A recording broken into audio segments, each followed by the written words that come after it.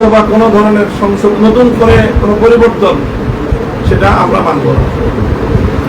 এই বিষয়গুলো এখন আমাদের প্রধান আমাদের গুরুত্বপূর্ণ বিষয়, অগ্রাধিকার ভিত্তিতে আমরা এই তিনটি বিষয়কে জাতির সামনে উপস্থাপন করছি এবং এই বিষয়গুলো বাস্তবায়নের ক্ষেত্রে আমরা ধাপে ধাপে আমাদের পদক্ষেপ আমরা প্রত্যেক দল নিজ নিজ দলীয়ভাবে এবং যুগপথভাবে আমরা এই দাবিগুলো আদায়ের জন্য আমরা কর্মসূচি ঘোষণা করব, কর্মসূচি বাস্তবায়ন করব।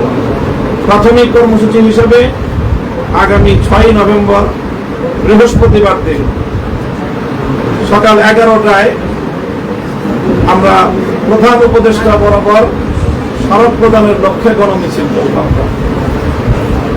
বৃহস্পতিবার প্রধান উপদেষ্টা বরাবর গণমিছিল নিয়ে আমরা স্মারক প্রদান করব, স্মারকলিপি প্রদান করব এবং আমরা আশা করি যে একটি আলোচনার ভিত্তিতে সকল রাজনৈতিক দল এই যে বিতর্কের যে বিষয়গুলো, মতপার্থক্যের জায়গাগুলো আমরা সকল রাজনৈতিক দল আলোচনার ভিত্তিতে সমাধান করব এবং জুলাই সনদের আইনি ভিত্তি কার্যকর হয়ে সেই ভিত্তিতে আগামী ত্রয়োদশ জাতীয় সংসদ নির্বাচন যথাসময়ে অনুষ্ঠিত হবে, এটাই আমাদের প্রত্যাশা।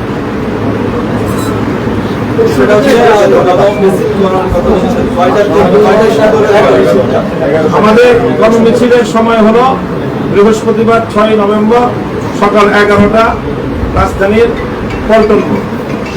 একসঙ্গে বিভিন্ন রাজনৈতিক দল ভিন্ন ভিন্ন গণমিছিল করে পল্টনে এসে আমরা একীভূত হব।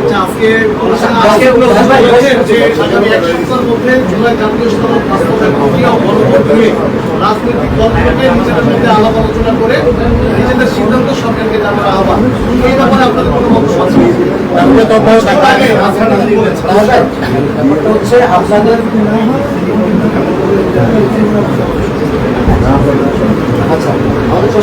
আমাদের সেটা হচ্ছে আপনাদের রাজনৈতিক দলগুলোর মধ্যে যে বিভেদ, বিশেষ করে বেশিরভাগ দলগুলোর মধ্যে এটা সারা জাতি উদ্বেগ এবং আজকে এই বিষয়টা নিয়ে আপনাদের রাজনৈতিক দলগুলোর এই বিভেদের কারণে প্রধান উপদেষ্টা যে ব্রিফিং ছিল বা উপদেষ্টাদের সেখানে উদ্বেগ প্রকাশ করেছে এবং বলেছেন যে হচ্ছে আইন উপদেষ্টা সংবাদ সম্মেলনের মাধ্যমে হচ্ছে রাজনৈতিক দলগুলোকে আগামী 1 সপ্তাহের মধ্যে বসে এই বিষয়ে তারা সিদ্ধান্ত দিবেন, তাদের সিদ্ধান্তের প্রেক্ষিতে হচ্ছে পরে সরকার সিদ্ধান্ত নেবে। এই বিষয় হবে কিনা, গণভোট হবে কি হবে না বা কখন হবে, এটা আগে ঘোষণা আছে। আমরা আপনাদের জ্ঞাতার্থে বলছি যে আমরা আন্তরিক রাজনৈতিক দলগুলো আলোচনার মাধ্যমে তারা একটা একমতের জায়গায় পৌঁছবে, আমরা সেই স্পেস রাখতে চাই এবং সেই স্পেস নিয়ে আমরা আন্তরিকতার সাথে অগ্রসর হয়ে যাচ্ছি। আমাদের পরবর্তী আগামী 11 নভেম্বর মঙ্গলবার দিন সমাবেশের কর্মসূচি আছে। যদি এর মধ্যে আমাদের এই দাবিগুলোর বিষয়ে যদি সন্তোষজনক কোনো অবস্থান গ্রহণ করা না হয়, অগ্রগতি না হয়, তাহলে সেই ক্ষেত্রে আমরা 11 নভেম্বর রাজধানীতে সমাবেশ করবো ইনশাআল্লাহ। আচ্ছা, আপনি তিনটি বিষয় বলেছেন, এক হলো জুলাই সনদের আদেশ জারি, দুই হলো পৃথকভাবে গণভোট, আর তৃতীয় হলো আরপিও যা সংশোধন হয়েছে এটি পুরো একেবারে বহাল রাখতে হবে। আপনাদের দাবি তো 5টা, আপনারা কি বাকি 2টা দাবি থেকে নমনীয় অবস্থানে আসলেন? না, আমরা আমাদের সকল দাবিগুলি বহাল আছে। আমাদের এই দাবিগুলো আমাদের ওই 5 দফার মধ্যে অন্তর্ভুক্ত। সেখানে লেভেল প্লেইং ফিল্ড তৈরি করার জন্য আমরা মনে করি আরপিও সংশোধন,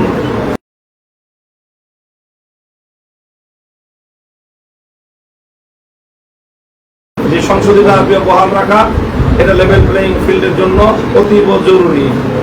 জুলাই সনদ কার্যকর করার জন্য আদেশ জারি, অনতিবিলম্বে আদেশ জারি করা এবং জুলাই বাস্তবায়িত হয় তাহলে উচ্চকক্ষে পিয়ার পদ্ধতির নীতি কার্যকর হচ্ছে।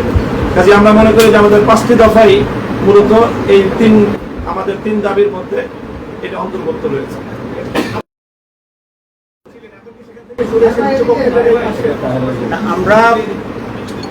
আমরা দেখেছেন যে আমরা যে পিয়ার দাবি করেছি, পিয়ারের 2টা অংশ, একটা হচ্ছে উচ্চকক্ষে পিয়ার আর হচ্ছে নিম্নকক্ষে পিয়ার।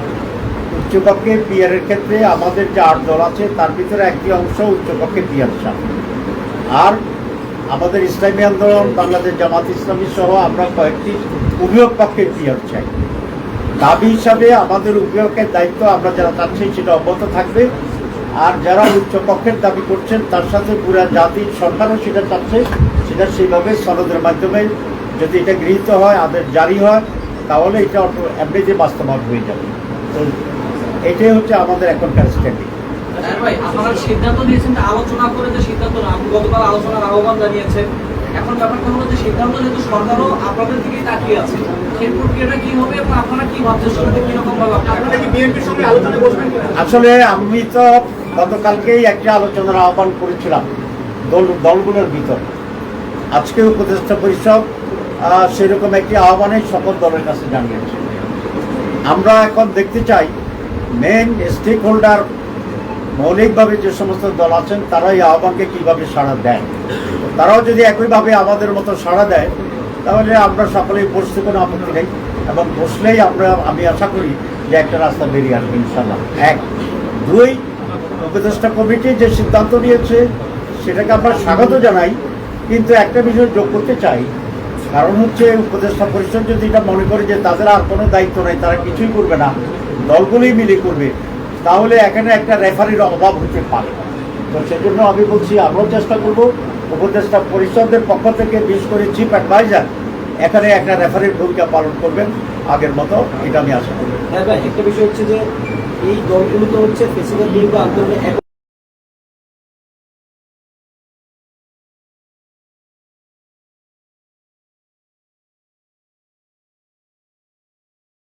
সব একমত হয়েছে একটি দল, এবং তারা বলেন যে তারাও আলোচনায় এসে একসাথে টেবিলে একটা সলিউশনের একটা উদ্যোগ নেবে। আমি মনে করি জটিলতাটা কমে যাবে এবং সেটাকে আমরা ওয়েলকাম। জনগণ প্রশ্নে আপনাদের ডিসকাউন্ট আছে, নির্বাচনের আগেই হতে হবে, এছাড়া আপনারা এখান থেকে সরবেন কিনা, বিএনপি সরবে না তাদের থেকে? আমরা কোথায় শুনবো? কারণ হচ্ছে জুলাই সনদ যদি বাস্তবায়ন না হয় তাহলে গণভোট পরে হয়েও তো কোনো লাভ নাই, আগে হয়েও কোনো লাভ নাই। সনদটাই হচ্ছে আমাদের মূল। তো সনদের জন্য গণভোট অপরিহার্য, এবং এটা আলাদা হইলেই জনমতকে এখানে যাচাই করা যাবে।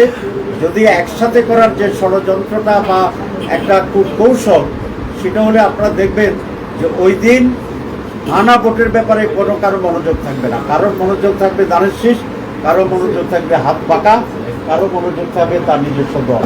কারণ সেদিন একটা ভোটও তার জন্য গুরুত্বপূর্ণ। তো দেখা যাবে আমরা মার্কা নিয়ে আসি, আমাদের দল নিয়ে আসি, গণভোট সেখানে কোনো গুরুত্ব পাবে না। তখন তারা বলবে যে মানুষ তো এটা চায় নাই, সুতরাং গণভোটটা ঢুকে পারবে না। এরকম একটা কৌশল আমরা আশঙ্কা করি। আমরা দেখেছি যে গণভোট বিষয়ে না ভোটের একটা ক্যাম্পেইন শুরু হয়ে গেছে।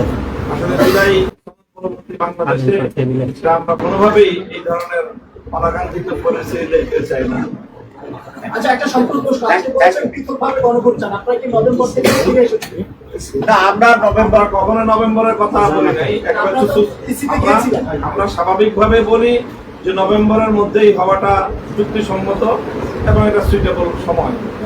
যদি প্রয়োজনের ক্ষেত্রে আয়োজনের সুবিধার্থে নির্বাচন কমিশন, অন্তর্বর্তীকালীন সরকার এদিক সেদিক করে, আমাদের এখানে ফোকাস নভেম্বর না, আমাদের এখানে ফোকাস হলো জাতীয় নির্বাচনের আগে পৃথকভাবে গণভোট করতে হবে।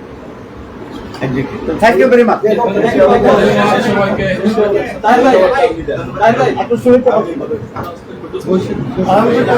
ধন্যবাদ জানাচ্ছি।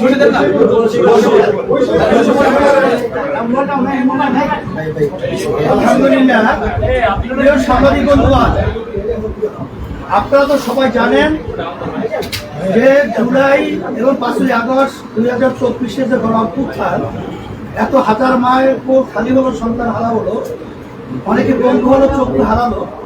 আমাদের একটা আশা আকাঙ্ক্ষা নিয়েই কিন্তু আমরা মাঠে ছিলাম। সেখানে আমাদের মৌলিক বর্তমানে যে অন্তর্বর্তীকালীন সরকার রয়েছে তাদেরও মূল দায়িত্ব কর্তব্য প্রধান উপদেষ্টা বলেছে যে এখানে মৌলিক সংস্কার হবে, এরপরে দৃশ্যমান বিচার হবে, তারপরে জাতীয় নির্বাচন হবে। এইটা করতে গিয়ে ঐক্যবদ্ধ কমিশন তৈরি হয়, সেখানে সব দল ওখানে আলোচনা মাসব্যাপী করে, সেই মাসব্যাপী করার পরে একটা জুলাই সনদ তৈরি হয়েছে। এখন আমরা যে নির্বাচনটা করতে যাচ্ছি ফেব্রুয়ারিতে, এটাও কিন্তু আইনি বৈধতা পাবে কিন্তু জুলাই সনদের উপরে আইনি ভিত্তির উপরেই ভিত্তি করবে। সেখানে জুলাই সনদটা যদি আইনি ভিত্তি না পায় সেখানে নির্বাচনও কিন্তু বৈধতা থাকবে না এবং অন্যান্য সরকার কিন্তু বৈধতা থাকবে না। আর আমাদের চট্টগ্রামের বর্তমান যদি সংবিধান এটা বহল থাকে তাহলে নিয়ম অনুযায়ী 29 সাল পর্যন্ত তো আওয়ামী লীগ এখন পর্যন্ত ক্ষমতায়। এখানে আমাদের মূল গুরুত্বপূর্ণ বিষয় হলো জুলাই সনদের আইনি ভিত্তি পাওয়া। তাই সেখানে যদি ঐক্যমত্য কমিশন সেখানে জুলাই সনদের আইনি ভিত্তির ব্যাপারে আমরা ঐক্যমত পোষণ করেছি, বিএনপি সহ সবাই, যে গণভোটের মাধ্যমে এটা আইনি ভিত্তি দেওয়া, সেখানে সময়কাল নিয়ে সেখানে দ্বিমত তৈরি হয়েছে। আমরা চাইতেছি এটার গুরুত্ব আলাদা হওয়া উচিত। এই জন্য আগে যদি গণভোট হয়, আইনি ভিত্তি হয়, তারপর জাতীয় নির্বাচন তার ভিত্তিতে হয়, তাহলে সেখানে কোনো প্রশ্ন থাকে না।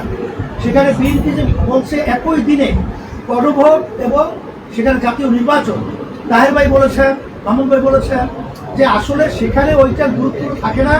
তখন কিন্তু যেখানে জুলাই সনদ ভিত্তি পাওয়ার জন্য যে হানা ভোটের ব্যাপারটা সংখ্যা যদি পরিমাণ কম হয়, তখন কিন্তু আবার একটা প্রশ্ন করতে পারে যে এখানে জুলাই সনদের ব্যাপারে কেমন উল্লেখযোগ্য কোনো ভোট না আসায় আমরা এটা কোনো গুরুত্ব দিব না। এই ধরনের সংখ্যা কিন্তু আমাদের রয়েছে। এখানে এনসিপি সহ অন্যান্য আদার্স যে দল রয়েছে, আমরা সবাই তো জুলাই সনদে বিএনপি সহ আমরা সবাই তো মাঠে ছিলাম যে আমাদের দেশ সুন্দর গড়ার ব্যাপারে। তারা কেন এই ব্যাপারটাকে গড়িমসি করছে এটা কিন্তু আমাদের বুঝে আসেও না, এটা আমাদের বুঝে ধরেও না। এখন তারা কি কোথা থেকে এই চিন্তার মাধ্যমে এটা বলছে এটা আমরা বুঝছি না। এখানে খরচের কথা বলছে এবং এরকম নজির কোনো তামাম দুনিয়ার মধ্যেও নাই যে একই দিনে কোনো একটা, কারণ আগে বাংলাদেশেও তো আমাদের গণভোট হয়েছে, সেখানে কি জাতীয় নির্বাচনের সাথে একত্রিত হয়ে কোনো গণভোট হয়েছে এরকম ইতিহাস তো নাই।